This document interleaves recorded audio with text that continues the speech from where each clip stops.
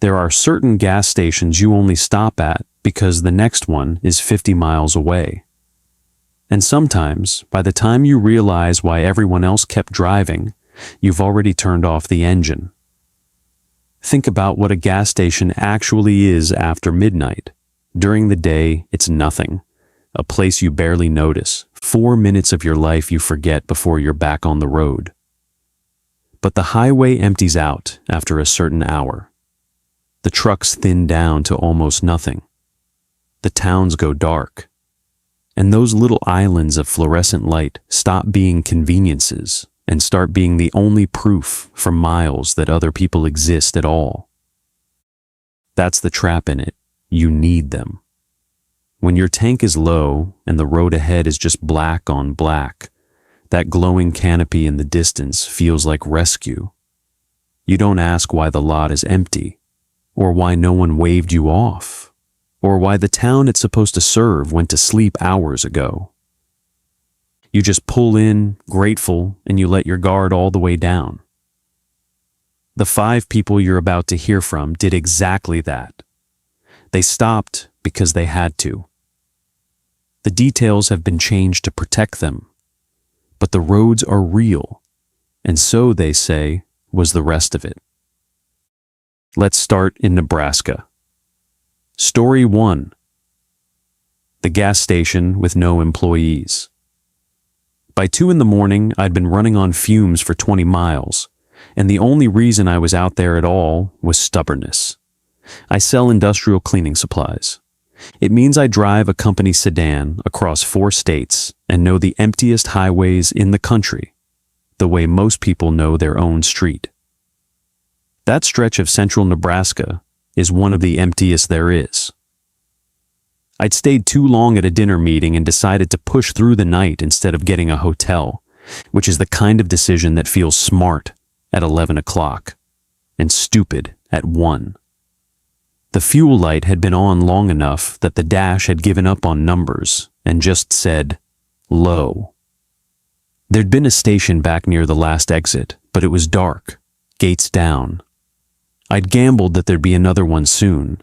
Out there, soon can mean 50 miles. So when I came over a low rise and saw the glow, I said, thank God, out loud, alone in the car. It was an old independent station. No brand I recognized, just a tall pole sign with a generic gas symbol on it. The plastic yellowed and cracked, but the canopy lights were on, all of them, bright white over 4 pumps, and the little store behind them was lit up too. After an hour of nothing but my own headlights, it looked almost too welcoming.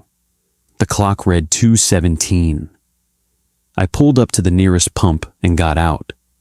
The air smelled like cut hay and cold concrete.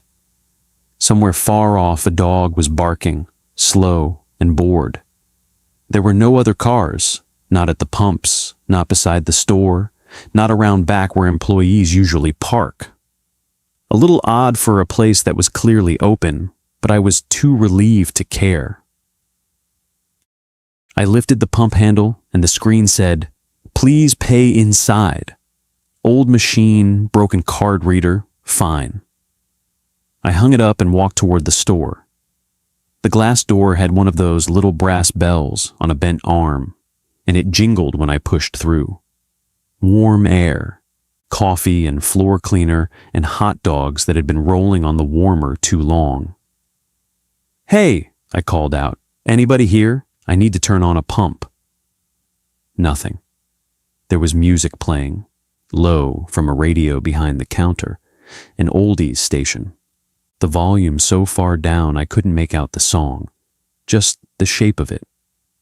The coffee machine was on, 2 full carafes, and I could smell that it was fresh, not the burnt tar you get when it's sat all day.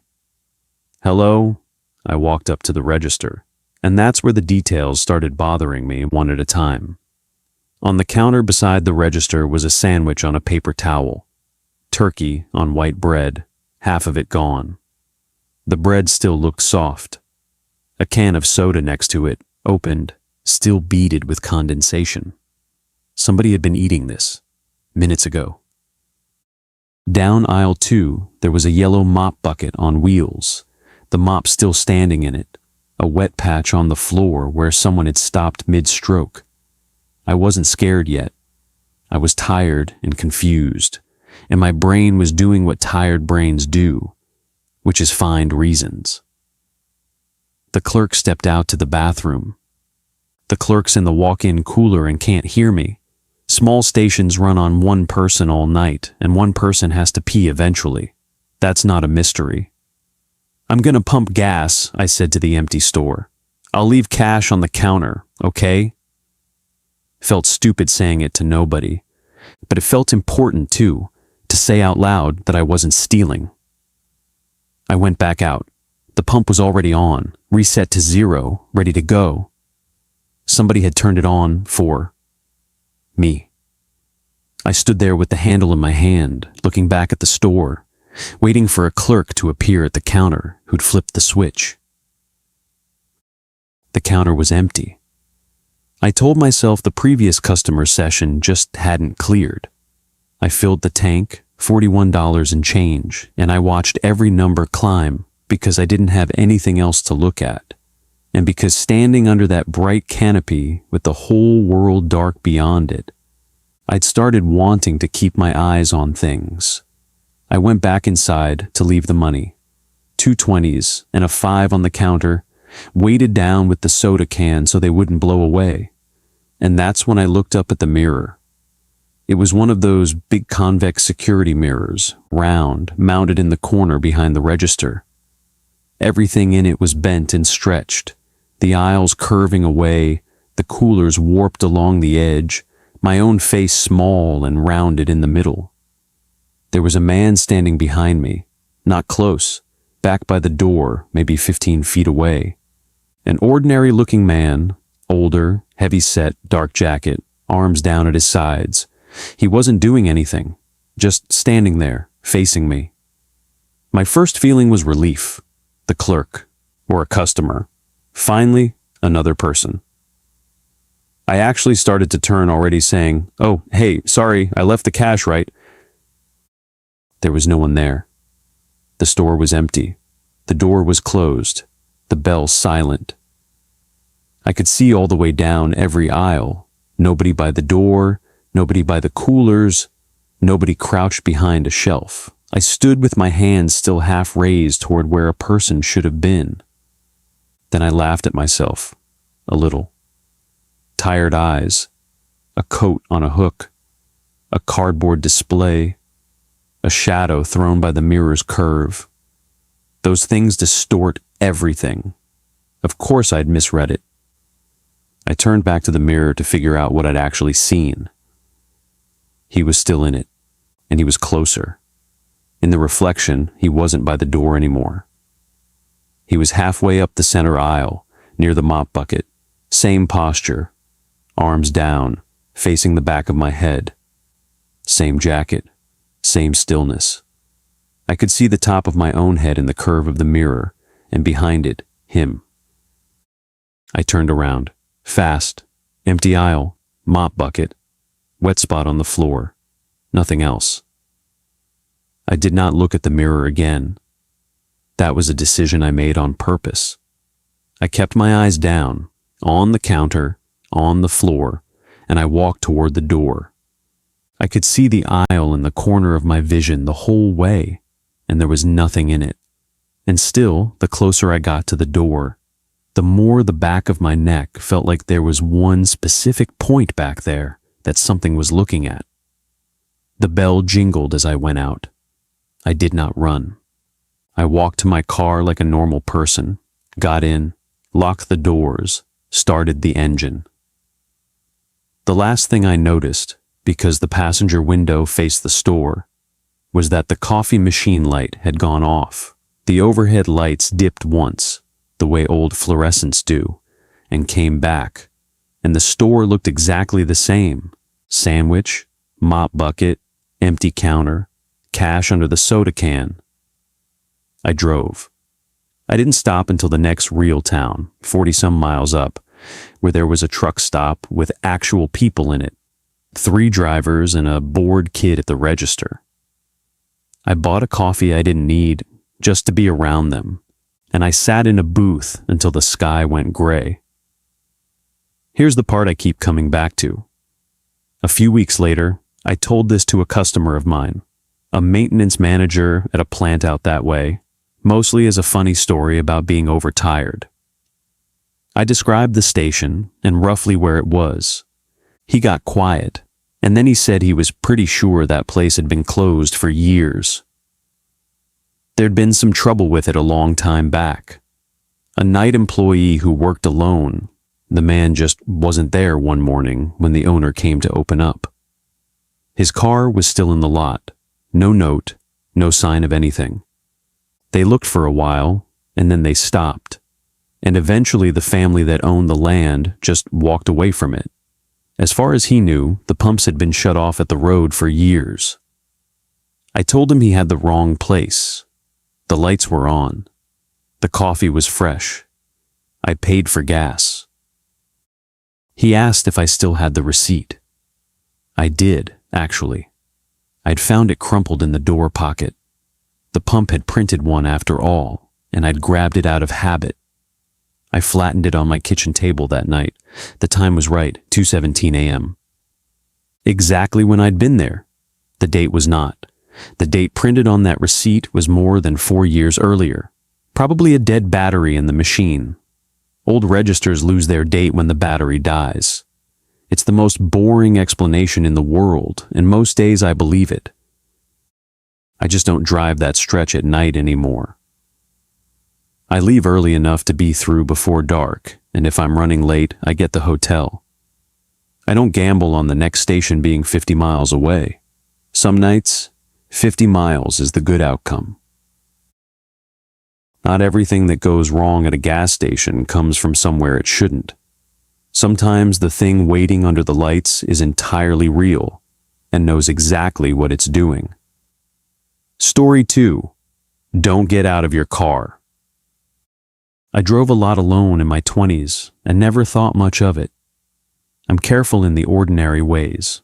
Doors locked, don't advertise that I'm by myself, text somebody when I arrive. But I always figured most people were just people. I still think that. What happened in New Mexico didn't change my mind. It just added an asterisk to it. I was coming back from a friend's wedding, cutting across the state on a long 2-lane highway that runs through a lot of open country and not much else. Coming up on midnight, and I'd underestimated the distances the way you do out there, where everything looks close on a map and turns out an hour apart. I needed gas and I needed to stand up, and I was getting that gritty-eyed feeling that tells you to stop soon. The station came up on the right just as I was starting to worry. Small.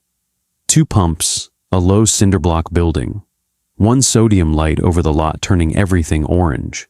There was one other vehicle there, a pickup, parked off to the side of the building, away from the pumps. Not fueling, just parked. I noticed it the way you notice everything when you're the only thing moving in a dark landscape. But I figured it was the clerk's and let it go. I pulled up to the pump nearest the door and put the car in park. Hadn't even shut off the engine. The store door banged open and a man came out fast. That's an alarming thing. A person running at your car in an empty lot at midnight. And my hand went to the gear shift. But he stopped a good distance off, out where the light was, and held both hands up, palms out. He was young, 25 maybe, in a polo shirt with a name tag, and he looked scared. Not scary, scared.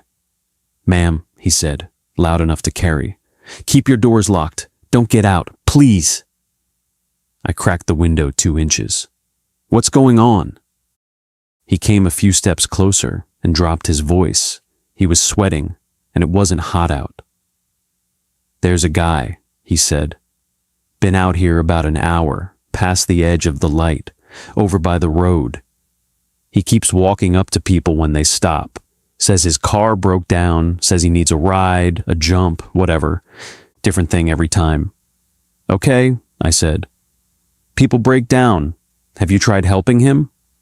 I offered to call somebody, a tow, the sheriff, anything he wanted. He said no. Every time, no. He doesn't want a phone call. He wants somebody to get out of their car. I looked past him toward the road, into the dark beyond the orange light. Couldn't see anybody, just scrub and the black line of the highway. I'll admit my first real feeling wasn't fear. It was doubt. I thought maybe this kid was a little paranoid, working alone out here, spooked by his own shift. A guy with car trouble being weird about accepting help isn't automatically sinister. Some people are proud, some are drunk, some are just strange. And I've been the woman who's too suspicious before. You drive off feeling like you treated somebody in real trouble like a criminal. Maybe he's embarrassed, I said, or he can't afford a tow and won't say. That's what I thought too. The first hour, that's exactly what I thought. Then I saw the other one. The other what? He gave a small nod toward the pickup at the side of the building. There's a second guy, by the truck. Been there the whole time, not doing anything, just there. And when the first guy walks up to a car, the second one moves, gets closer while the driver's busy talking. When the car leaves, he goes back to the truck. That landed differently. A man with car trouble is a story. A man with car trouble plus a second man positioned to close in while you're distracted is a shape. And once I saw the shape, I couldn't unsee it. I looked at the pickup, really looked, and there he was. Someone standing at the far side of it, back where the light didn't reach the ground. Just standing, facing us. Why's that truck parked over there and not at a pump? I said, mostly to myself. Yeah, the clerk said. That's what I keep asking. Here's what made it frightening instead of like a movie. Neither of them was doing anything you could point to. No weapon, no shouting. If a deputy had pulled in right then, there'd have been nothing to report. A guy who says his car broke down. A guy standing near a truck. That's all. And that ordinariness was exactly what put a crawl in my skin, because I understood that whatever this was, it was built to look like nothing until it was too late to be nothing. Pay at the pump and go, the clerk said. Don't come inside. Don't roll your window down for anybody but me. I already called the sheriff. They said 40 minutes. He said 40 minutes like it was a bad joke. I started the pump with my card, engine running, and that's when the first man appeared. He came from the direction of the road, walking easy, unhurried, into the light, and he looked completely normal. Middle-aged, jeans, ball cap, windbreaker, somebody's uncle. He lifted a hand in a friendly little wave, calling out, "Hey, hey, sorry to bother you," in a warm, apologetic voice. And I understood in that second exactly how it worked. Because everything in me wanted to be polite back. Everything in me wanted to roll the window down and say, "What's up?" Because that's what you do when a normal-seeming person waves and apologizes for bothering you. The whole design of it was to make being rude feel worse than being unsafe. "My car died just up the road," he said, coming toward the driver's side. "Got my wife with me. She's not doing great. I just need somebody to—" "He said he'd call you a tow," I said through the gap, nodding at the clerk. "Right there. He'll call anyone you want." Something moved behind the man's face. Not anger, a recalculation. The friendliness didn't drop all at once. It faded, like he was deciding whether it was still worth spending. "I don't need a tow," he said. "Just need a hand for a second. It's real quick." Then he glanced past my car toward the pickup. A small thing, a check-in, and in my side mirror, I saw the second man start to move. He came around the back of the truck and started across the lot. Not fast, not slow, angling wide to come up on my passenger side, while the first man held my eyes on the driver's side. 2 men, 2 directions. I hit the lock button out of reflex, even though I'd locked the doors when I stopped. I heard 3 of the 4 thunk down. 3. The passenger side rear door didn't respond. That door had a bad actuator. I'd known for months, kept meaning to fix it. Sometimes it stuck, and you had to lock it by hand. And the second man was walking across the lot, and his path was going to bring him up on that back corner of the car, that side, the side with the door that wouldn't lock. I don't think he knew. I've never believed he knew. He just happened to be coming up on that quarter of the car, and I happened to know what was waiting for him there. And the 2 facts met in my chest at the same instant. I didn't think it through. I yanked the nozzle out of the tank. It wasn't done. Gas spattered on the concrete. And I didn't hang it up. I dropped it, and it clattered against the pump. The first man's hand came off the roof of my car. I put it in drive and went. I clipped the edge of the pump island, pulling out too tight, felt the tire jump the curb and drop back down. In the mirror, the 2 of them were standing together in the light where my car had been, both of them just watching me go. And neither of them ran after me. That was the worst part. They didn't chase. They didn't need to. They'd just wait for the next one. I drove a long time before my hands stopped shaking. Didn't stop until a town big enough to have a lit motel with a real person at the desk. I parked under the office window and sat there a minute before I went in. I called the sheriff's office myself from the room. They took the report. They'd sent a unit to the station, and by the time it got there, it was just the clerk. No pickup, no men.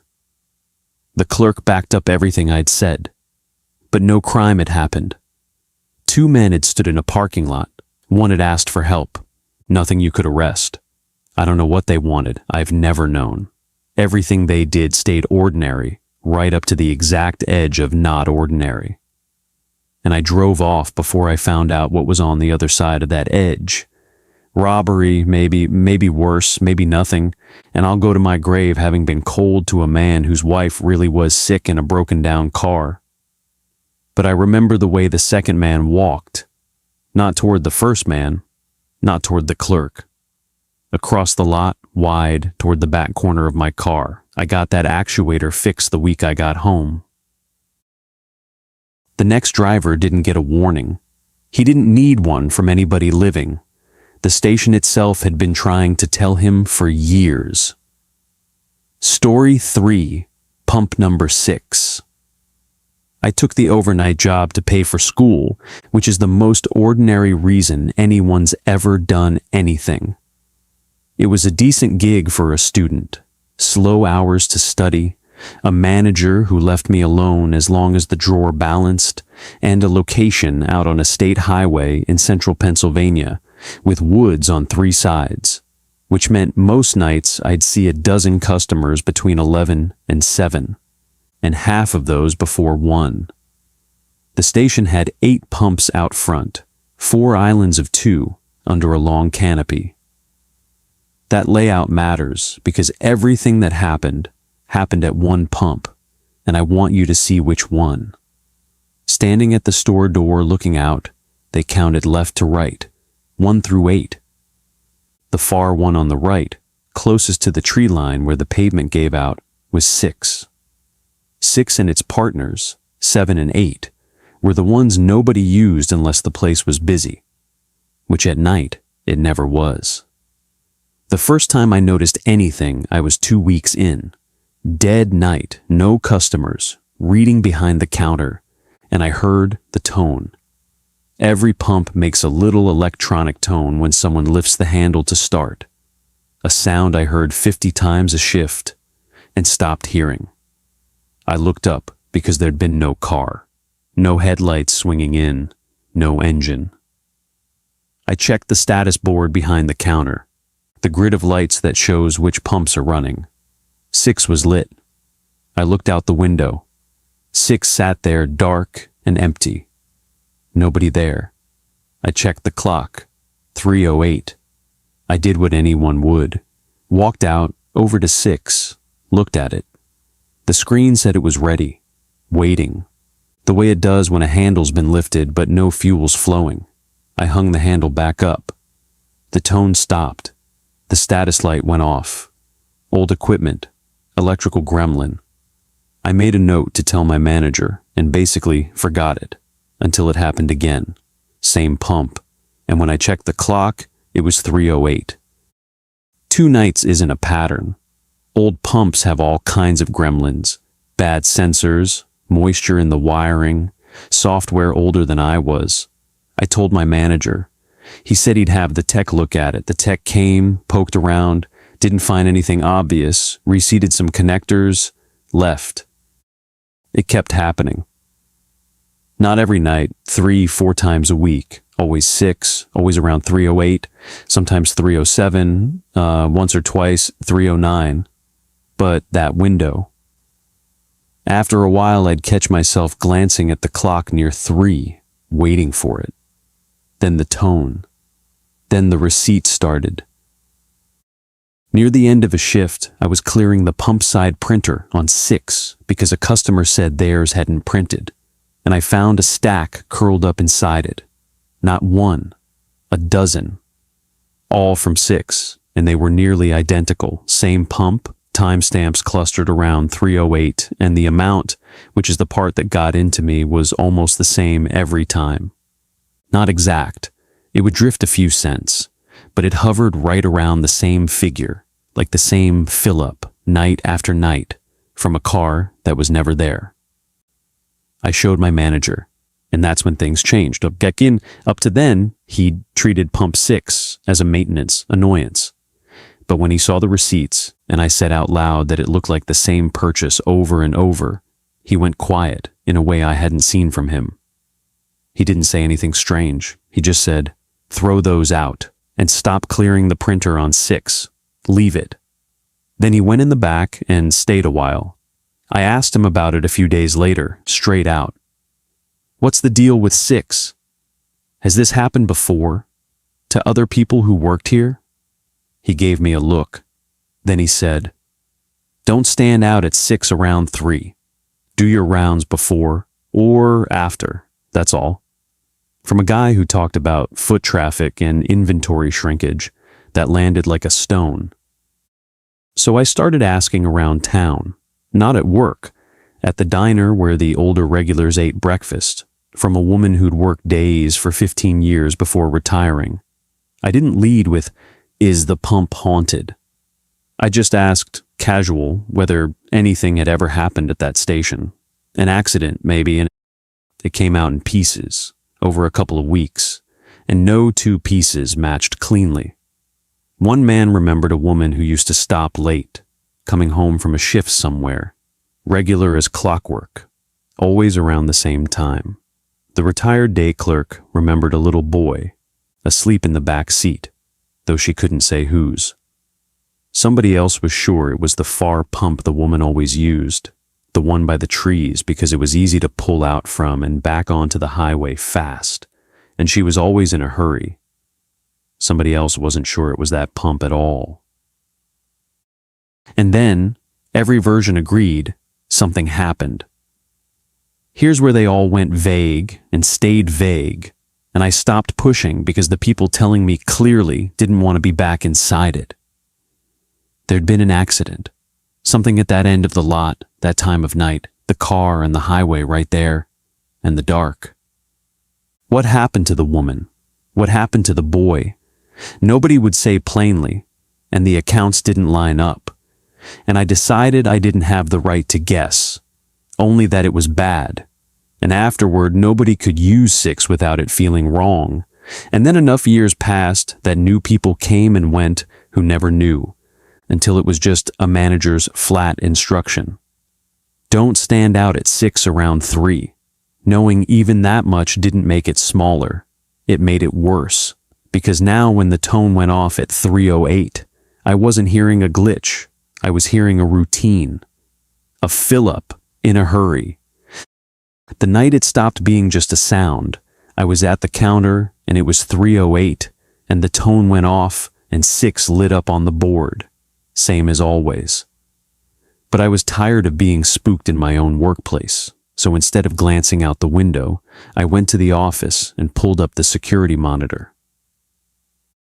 The monitor cycled through the feeds: store interior, register, 2 exterior cameras on the pumps. When it came around to the camera facing 6, I looked at it properly for the first time. There was a car at pump 6, an old station wagon, wood paneling down the sides, the kind you don't see anymore, parked at 6, nose out toward the road, the way somebody in a hurry parks. And on the driver's side, at the pump, someone was standing, the way you stand when you're fueling. Grainy feed, no face, just a shape, one arm slightly raised toward the handle. I looked up, out the actual window. Empty pavement, no wagon, no person. 6 standing alone at the edge of the light, its display glowing, the tree line black behind it. I looked back at the monitor. The wagon was still there. So was the figure. And then from the front of the store, the doorbell rang. That little brass jingle, the one that only rings when the door opens. I hadn't seen anyone come in. There was no one in the store. I could see the whole floor from where I stood. But the bell had rung, clear as it rang 100 times a shift. And the sound of it in that empty store changed something in the air I don't have words for. I didn't scream. I didn't run. I stood very still and listened, and under the hum of the coolers and the buzz of the lights, I heard something, faint, from somewhere I couldn't place, the front or the back or neither.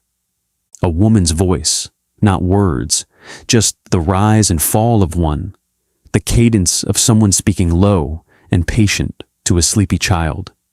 Soft. I couldn't make out a single word. Then the compressors kicked on, loud, and it was gone, and the store was just a store. When I made myself look at the monitor again, 6 was empty on it too. Wet pavement and the tree line. I finished that shift by the register with my back to the wall, watching the whole floor and both doors. When my manager came in at 7, I told him everything. He listened without interrupting. When I finished, he didn't argue, and he didn't explain it away. He nodded slowly and said, "The bell's the new part, like there was an old part he already knew." I worked there another 4 months, till the semester ended. The pump 6 thing kept on. Every few nights, 3:08, the tone, the light, a receipt with the same amount. I stopped fighting it. After a while, I stopped checking the window and the monitor at all. I'd hear the tone, glance at the clock, and go back to my book. And later, I'd find the receipt and throw it out. I don't know what it was. I never found the rest of the story, and the people who had it clearly weren't giving it up. And I decided I didn't have the right to take it from them. So, I've got a fill-up that never happens, a car that only exists on a screen, and a voice I could never quite make into words. Whatever it was, I hope it got where it was hurrying to. Some threats don't wait beside the pumps. Some of them are already ahead of you, at the next station, and the one after that. Story 4. The man who kept arriving before us. My girlfriend and I drove across the country the summer after we graduated. The whole romantic thing, cheap motels, diner breakfasts, photos at overlooks, most of it was exactly that. And I don't want one bad stretch to swallow the rest, because the rest was good. But the bad stretch still gets to me more than a year later, because we never got an ending. We just got away. We were on the long interstate across Arizona, the one that runs forever through high desert, red rock and scrub, gas stops spaced out with a lot of nothing between. We were doing it in one push, trading off driving. It was still afternoon when it started, which I mentioned because none of this happened in the dark, at least not the start of it. Bright, flat daylight. That makes it worse in my memory, somehow. First gas stop, a big travel plaza off an exit. Busy, lots of cars, semis idling out back. We fueled up, went in, got snacks, used the bathroom. Normal. There was a man inside, and there was no reason to notice him. Completely unremarkable. Middle-aged, average height, khaki shorts and a gray shirt, ball cap, sunglasses up on the brim. Standing near the drinks, not really shopping, looking at his phone. The only reason he's stuck at all. When we came back out and were loading into the car, I caught him standing near the front of the store, and I had the vague sense he was watching us walk to it.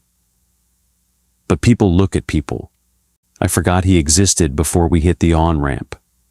2 hours later, and this matters, 2 hours of highway at 75, we stopped again. Different exit, different plaza, many miles down the road. We parked, and as we got out, my girlfriend said, "Hey, isn't that the guy from before?" It was, same man. Khaki shorts, gray shirt, ball cap, standing near the entrance of a totally different station, looking at his phone.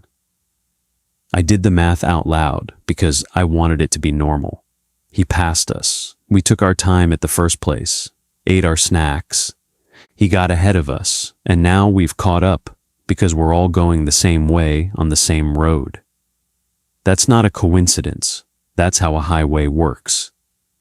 Two cars going the same direction, leapfrog each other all day. That held up until we went inside and he was already in there, and I realized I hadn't seen his car in the lot.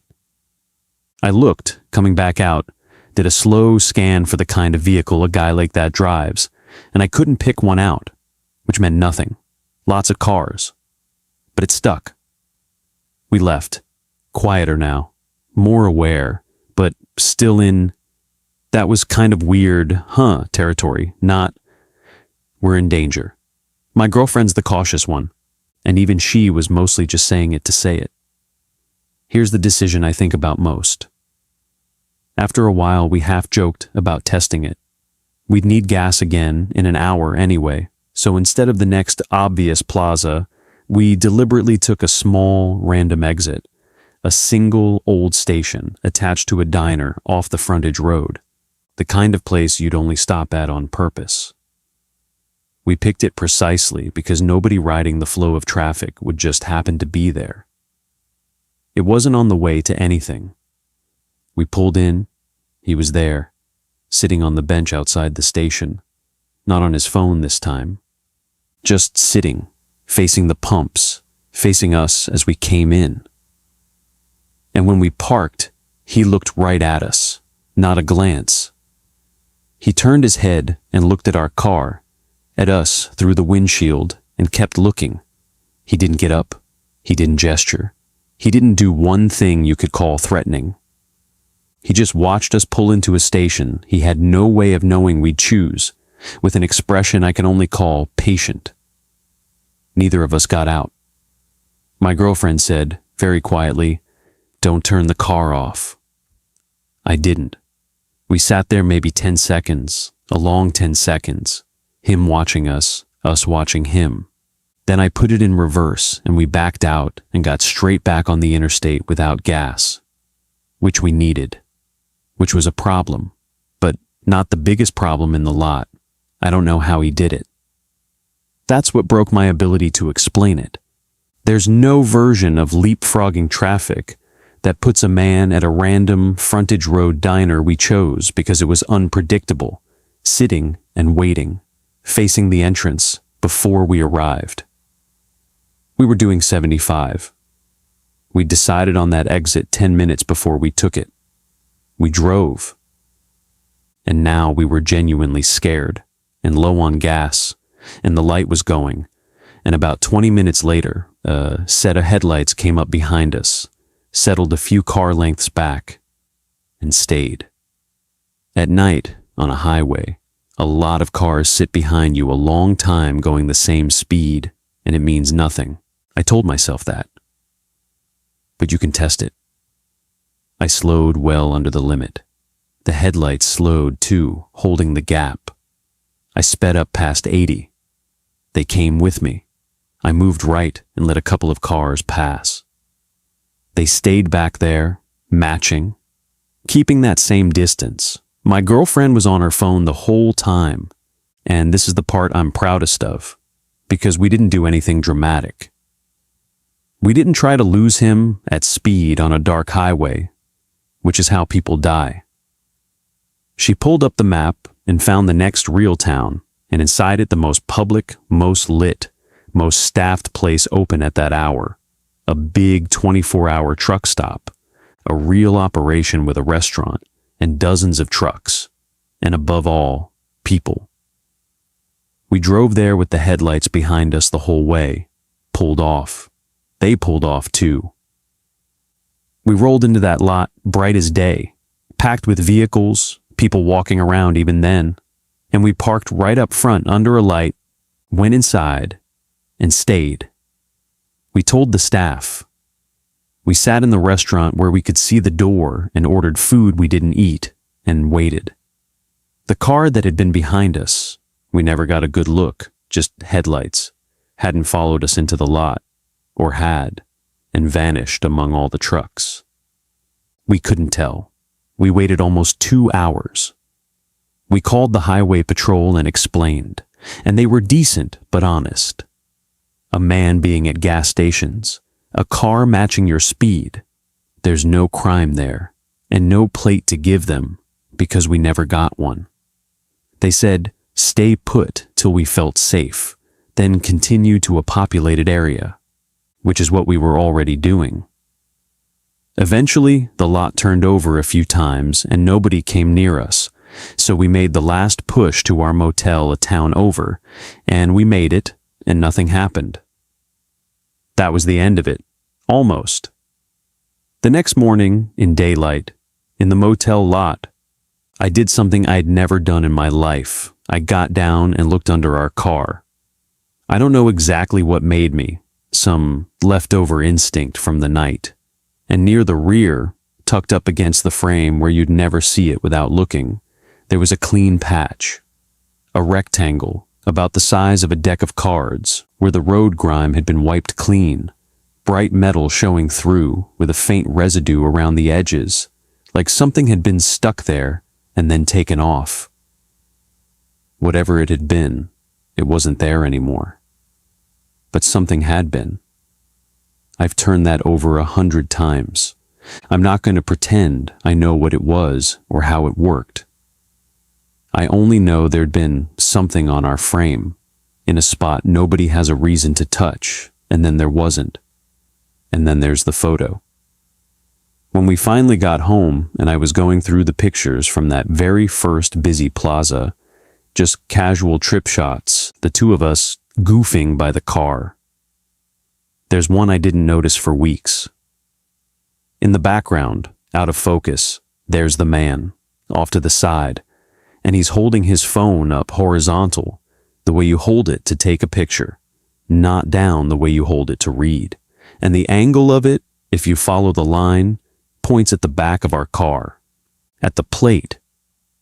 I can't prove he photographed our plate. It's a blurry background figure in a vacation photo. He could have been shooting anything, but that's the whole story. Every single piece of it could be nothing.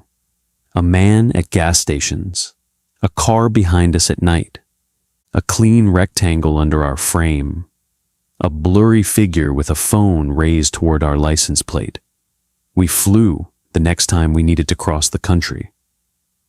I still check under the car sometimes. I can't help it.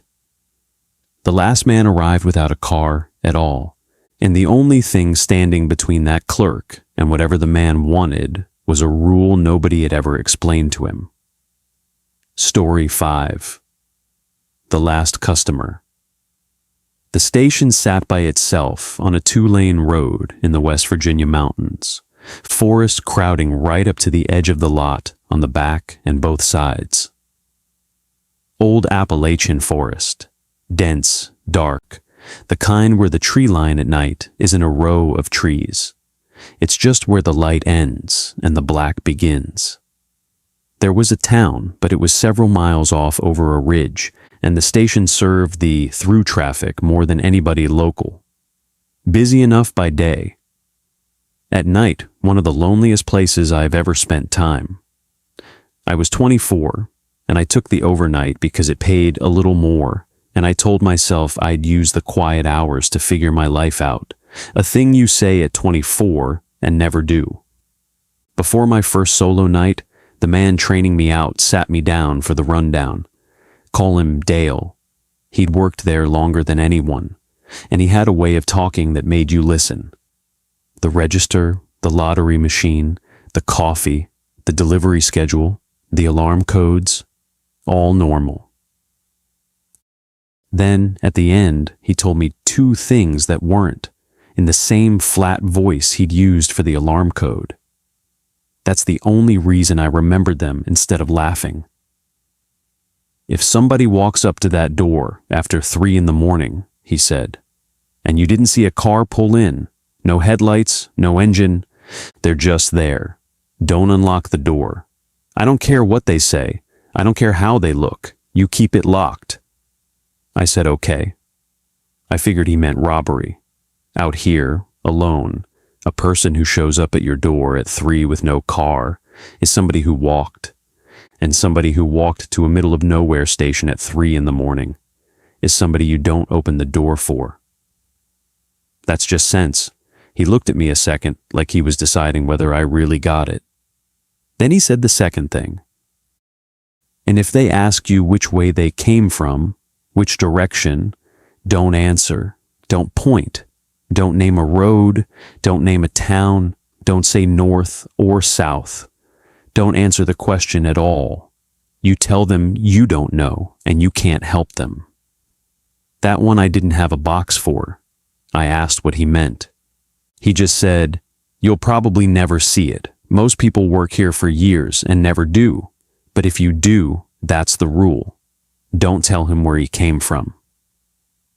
Then he clocked out and left me alone with the coffee machines and the coolers and the buzzing lights, and I decided he was an old man with a superstition, and mostly stopped thinking about it. The first nights were nothing, in the good way and the boring way both. And the routine is what made it feel safe. And the safety is what made the rest so bad. So let me lay it out. 11 o'clock, take the register. Truck traffic trickles in till around 1. Coffee, energy drinks, a bag of chips, gone in 3 minutes. The coffee machines need refilling around midnight, and again at 4. So I'd rinse the pots and start fresh for the early drivers. The coolers hum.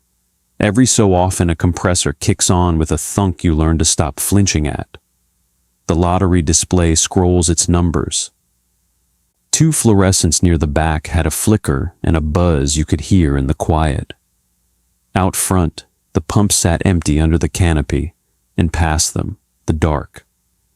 The delivery truck came Tuesdays and Fridays around 5, and I'd prop the back door and the driver, and I would move stock, the most human part of the whole shift, 20 minutes with another person under a sky just going gray.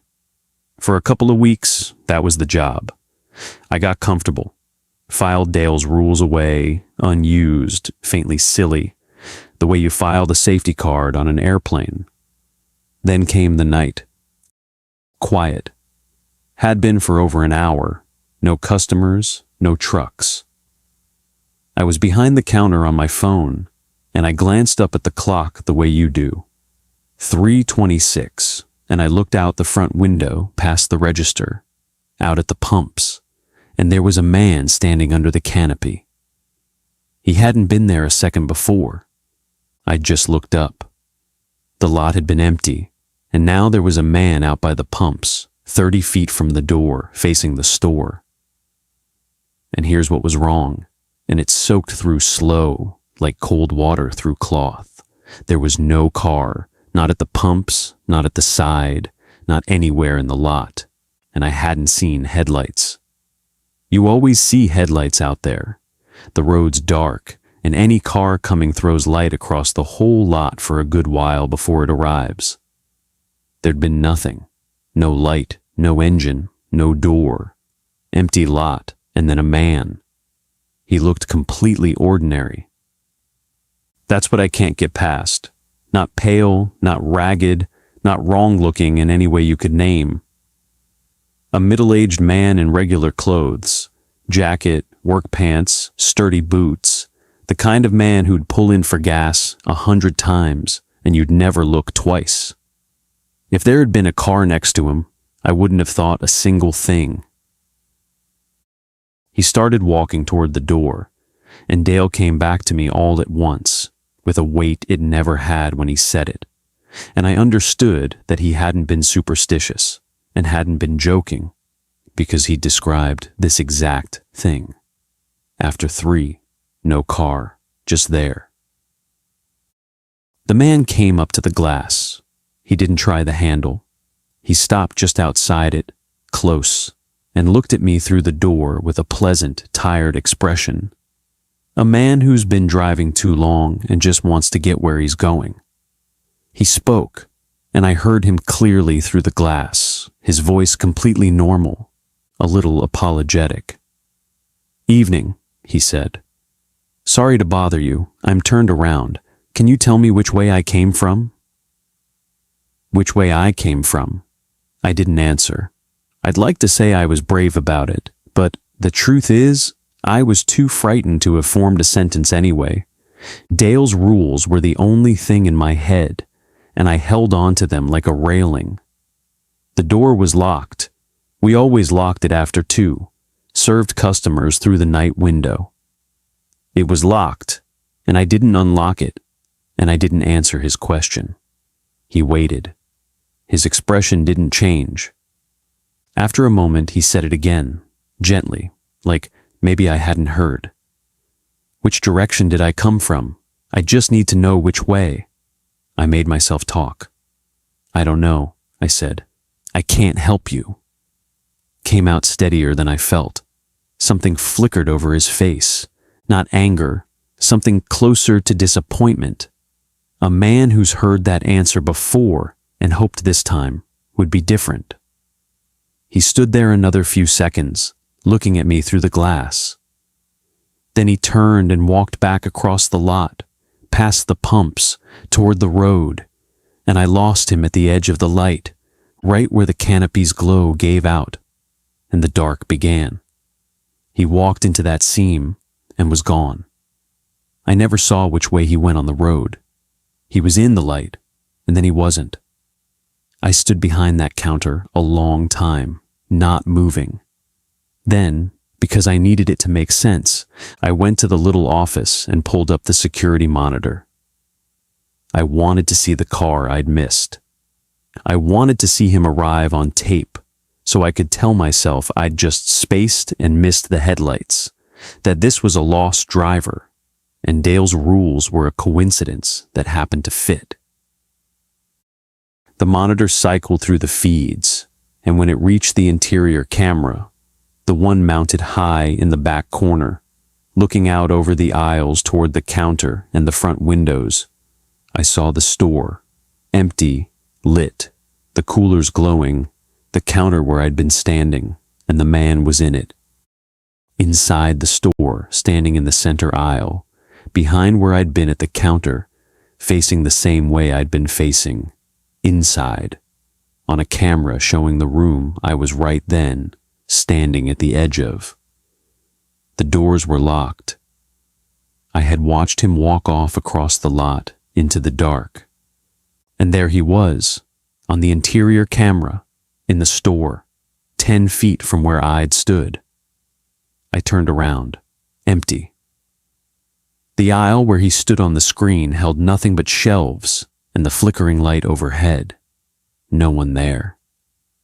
I looked back at the monitor and he was still on it, and back at the aisle and it was empty. And I did that twice more, the screen and the room disagreeing with each other until my legs stopped feeling like mine. Then, from the back, from the employee-only door, the metal one in the stockroom that opens onto gravel and then straight into the tree line, the door I only ever used for deliveries. Someone knocked. 3 knocks, slow, even. That door faces the forest. There's nothing behind it but gravel and then trees for miles. Nobody knocks on that door. The delivery driver called ahead. He never knocked. There was no reason on earth for a sound to come from there, and it came anyway. 3 even knocks, and I understood that the man who'd been in the lot and then in the store on the screen was now behind the one door in the building that faced the woods. I didn't open it. I didn't go near it. I went back to the front counter, to the most visible corner of the store, put my back to the front windows so I could see the whole floor and both doors, and I stayed there. The knocking came again a few minutes later. 3 knocks. Then later, once more. Then it stopped. There was no more to it than that. No face at a window, no last appearance at the glass. Just the knowledge, sitting there in that lit-up store with the coolers humming, that something was moving around the outside of the building in the dark, trying doors, and that it was in no hurry at all. I stayed at that counter until the sky started to lighten, and what finally made it stop was the dark ending. As the black outside thinned to gray, the feeling lifted, the way a fever breaks. By full light over the ridge, the store was just a store again, empty and quiet and mine. The interior camera, when I made myself look, showed nothing but the aisles. Dale came in a little after 7. He took one look at my face and stopped in the doorway. He didn't ask if I was okay. He asked, "What time?" 3:26, I told him. And then all of it, the man in the lot, no car, the question, the interior camera, the knocking at the back door. He listened to every word without a flicker of surprise, and that absence of surprise was its own kind of cold. When I finished, he asked me to describe the man, everything I could, the jacket, the boots, the tired face, the way he talked. Dale nodded along at all of it. Then he went into the back to the old file cabinet where the ancient stuff lived, and came out with a photograph, a real printed one, gone soft and brown with age, the corners rounded from handling. It showed the station, but young, old-style pumps, a different sign. 2 men stood out front, squinting in the sun the way people do in old photos. Dale put a finger on one of them, an older man in the middle. "That's the fellow who built this place, first owner, ran it 30 years. Then he moved his finger to the other man, standing beside the owner. "You tell me." The photo wasn't sharp, sun-faded, a little blurred. But the man beside the owner was middle-aged, in a jacket and work pants and sturdy boots, with a pleasant, tired face. I couldn't have sworn to it in a court, but I didn't need a court. I knew. I asked Dale who he was. He said nobody knew. The man in the photo had never been named, and no one who'd been around then was still around to ask. But he told me what he had, and it wasn't much, and it wasn't clean. The first owner, the man who built the station, one day walked off into the forest behind it and never came back. No reason anyone could give. Out the back, into the trees, gone. They searched. The forest out there is deep, and it keeps what it takes. They never found him. After that, Dale said, is when the rule started. He didn't know much more than that, and what little he'd heard didn't line up. Somebody said a night employee, years back, quit on the spot and wouldn't say why. Somebody else swore a guy who'd worked there walked out of his own house days later and didn't come home, though whether that had anything to do with the station, who could say? There was a story about a man who got fixed on a certain road and drove it over and over till his family got worried. And a couple of people who'd worked those overnights just would not talk about it at all. Not ever. Not once. None of it agreed. Dale didn't pretend to know what was true. The only thing that had ever come down the line intact, from one night clerk to the next, for longer than he could account for, was the one rule: never tell the man which way he came from. I quit that morning, didn't finish the week. I told Dale I was done, and he nodded like he'd expected it and didn't try to talk me out of it, which told me how many times he'd heard it before. I don't have a clean ending for you. That's not how it went. But there's one thing I've never told anyone until now. Before Dale pulled out that photo, after I'd described the man, he asked me one more thing, almost as an afterthought. It's the question I still hear when I can't sleep. He asked, "Which way did he leave?" And I told him the truth. I said I didn't know. I watched the man walk across the lot toward the road, and he reached the edge of the light, and I lost him there, and I couldn't tell which direction he'd gone. He just walked into the dark, and for the life of me I couldn't say north or south. Couldn't say which way. Dale was quiet a long moment. Then, soft, almost to himself, "No, he never can either. That's the last of them. 5 people, 5 roads, 5 stations that were open when they shouldn't have been, or empty when they shouldn't have been, or watched by someone who arrived before anyone could have. Some of it has explanations, if you want them. Some of it doesn't, and never will, and the people who lived it have made their peace with the not knowing, because that's the only peace on offer. If you've ever had something happen at a gas station late at night that you still can't explain, tell us about it below. We read them, and some of the ones you send end up being the stories we tell next.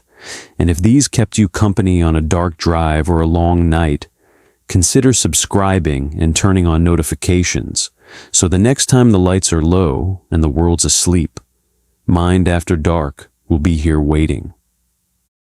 Until next time, drive safe. And if the station ahead looks empty, maybe keep going.